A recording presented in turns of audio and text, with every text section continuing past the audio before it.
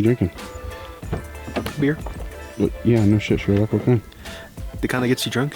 Sweet. We're drinking some Firestone Union Jack IPA. It's pretty good. After today's trials, it's much needed. Just to like de-stress. I'm ready for some of Jeff's meat. I mean steaks, by the way.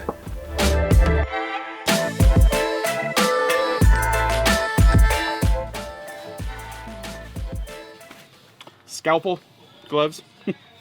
We're about ready to throw some ribeyes that we got at a local store onto the Blackstone. We're gonna have ribeyes tonight. We're gonna have some salt and rosemary potatoes. We're gonna have some stuffed mushrooms and some asparagus.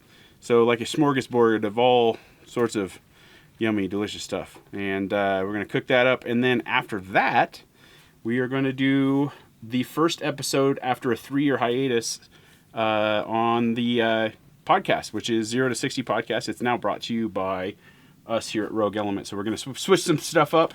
We're going to have an hour-long podcast. We're going to drink some beer. We brought some whiskey. And awesome views. Hopefully we see a lot of stars tonight. We're going to probably do a star lapse or two. And that's about it. Listen to some really good music. Do podcast. Shoot the shit. Wake up with a hangover. Do it all over again. Gangsta.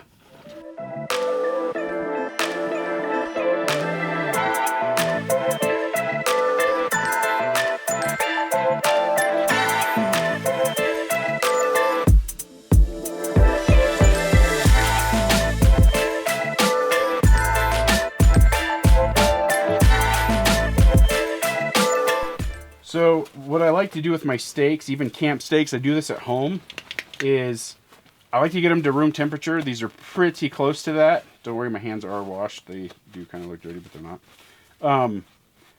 I like to get them to room temperature, and then what I'll do is I'll pat them dry. And so what you're doing by patting them dry, you're gonna get a better crust on them. Overall, it's just gonna be a better steak. You don't want it wet because it's gonna, the oil's gonna react to it. So what we're gonna do here is we pat these things dry. And then after that, I'm going to give them a little threesome with some oil, some olive oil, and then little S&P, little salt and pepper. And that's it. So you do it, be liberal with the oils and the salt. Pepper I don't go too crazy on.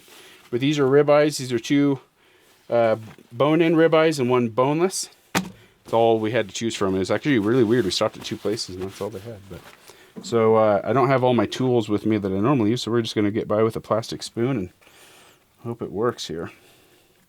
Lather it on. Just, you hear that? Oh, it's a good sound. It's a good sound. All right.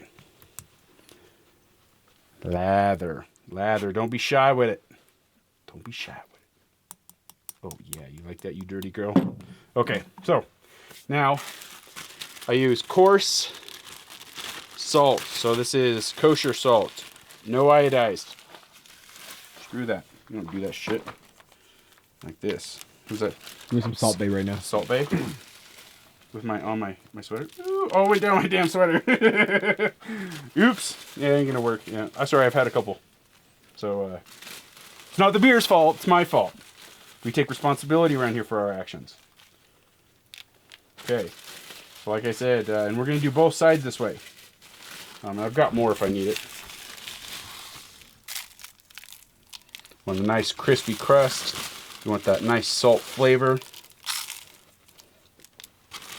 There we go. Now, I don't have the type of pepper I want, so we're just going to use good old McCormick's. Not too crazy with it. I mean, it's the easiest stuff.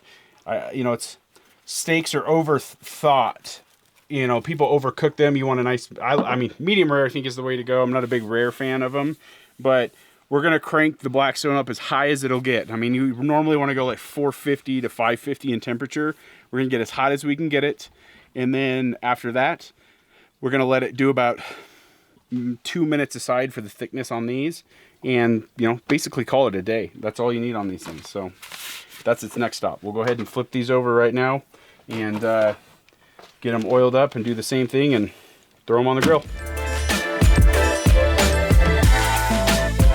So we slap these bad boys on. A little bit of olive oil on them will be just fine. Sometimes I'll put a little olive oil on before, but I don't. My seasoning, I like to use veggie oil, so I don't want to overdo it, and I don't want my seasoning to have olive oil on it. But yeah, I just put like a dollop of it down, slap these bad boys on. We've got some filled mushrooms there, some portobello mushrooms that are filled with some cheese and some scallions and some other stuff. And then this is like kind of a cool thing that we found accidentally, but these like Reese's. I went to Oregon State College, or Oregon State University. Oregon State College, sound like an idiot. Yeah, I went to college. But these, you can find these at like Safeway, Vons. Sometimes, I think they're only on the West Coast, but they come pre-made. But they're really good, and all you got to do, I don't even keep them in this thing. Maybe reserve them back in there. Let's see if it plays ball. Sometimes it doesn't want to play ball.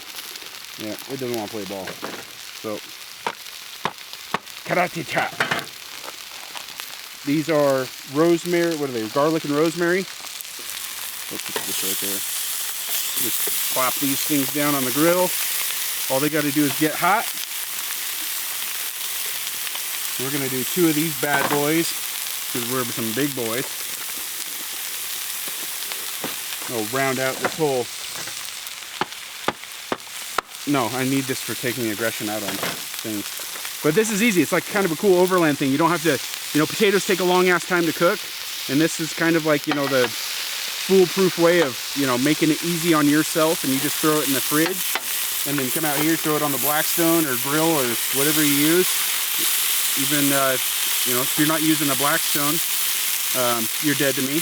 But it works.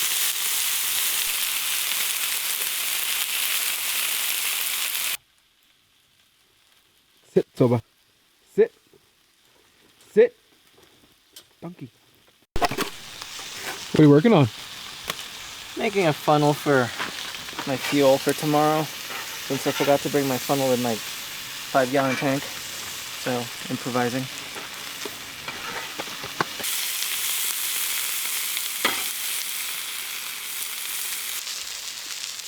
I prefer medium rare. So, I usually pull mine off at between 120 degrees, 125, somewhere right around there. It just depends on the thickness of your steak. I do everything by feel, and I don't put thermometers or any of that stuff in unless I'm like smoking. I've just done it so many times between working in restaurants when I was in high school to, I don't know, the rest of my life. And so I just know by feel, and I just know by time. I've got a really good gauge for it. So, we just go, we rip it. If you like to have yours done a certain way, I urge you to go out and at least learn how to do it. There's a lot of tutorials on YouTube and some other stuff that you can do. That's, you don't know until you try, and I'm the type of person I prefer to learn through failure. So, if I like something or I see something on like a cooking channel or something that I want to eat, I'll Google a recipe and I'll do like 2 or 3 and see which ones I like the most, or like ingredients that I like. And what's maybe even the easiest sometimes, just because, I could be pressed for time. But, push yourself to learn new things. And this could be one of them. Steak's really easy. It's really hard to screw up a steak. Like I said, 3 ingredients. Olive oil, salt and pepper. Throw it on a hot ass grill. Another way to do this too, if you don't use a Blackstone, I actually use my Blackstone at home to do almost, I bet 99% of my steaks. I take that back. I'll do some smoked or ribeyes every once in a while. But another way to do it if you don't have a Blackstone is just get a hot pan. Do it a minute and a half to, maybe a minute and a half to each side. Same way, salt and pepper and some olive oil. Get an oven, put it up to 500 degrees. Take that pan, throw it in the oven for maybe 2 or 3 minutes. Boom, done. That's what a lot of restaurants will do if they don't have broilers. So we're gonna go ahead and flip it now. Look at that crust. Got a nice crust going here. That's that S&P working with that olive oil. Oh, look at that. That one's even better with the bone in. Hammer don't hurt them. Oh, yeah. All right, so we're about to do a 2.5 minutes on this side. We're going to pull everything off, call it a night.